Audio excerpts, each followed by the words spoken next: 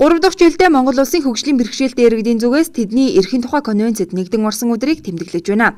Өмнөх жилүүдэд хүртээлтэй орчин үрээнд ор фестивал зохион байгуулж, хөгжлийн бэрхшээлтэй иргэдийн амар тайван байдлыг илтгэсэн парад чигсаал хийгдэн, бусад чиглэлд урайг гаргаж, өөрсдийн өмнө тулгамддаг шийдвэрлэх шаардлагатай байгаа асуудлуудыг холбогдох хүмүүст нь хүргэдэг байжээ.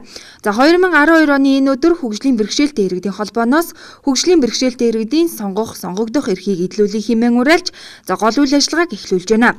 Удахгүй болох улсын их хурл болон нийслэлийн иргэдийн төлөөлөгчдийн хурлын тэргүүлэгчдийг сонгох сонгуульд хамтдаа явагдаж, Монгол улсын иргэн бүр пропорционал системээр явагдах сонгуульд оролцох юм а. Энгийн иргэдтэй адил тэгш ирэхээр сонгогдох эрх хөгжлийн бэрхшээлтэй иргэдэд байгаа гэдгийг холбооны зүгээс сануулж байгаа юм а.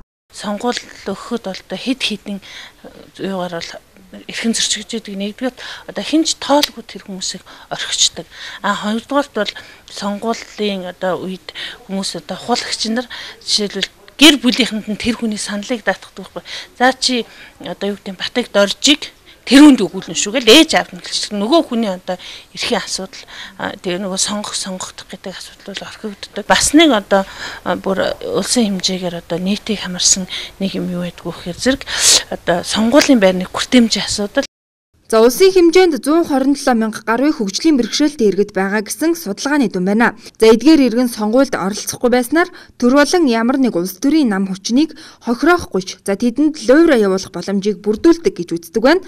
Нөгөө төгөр хөгжлийн бэрхшээлтэй иргэд сонгуульд оролцож, нийгмийн идэвхтэй дээршлүүлэн бусдад танигдж, харилцаанд оролцдог байх боломжийг өөрсдөө нээж өгч байх нь зүйтэй хэмээн дүгнэж байгаамаа.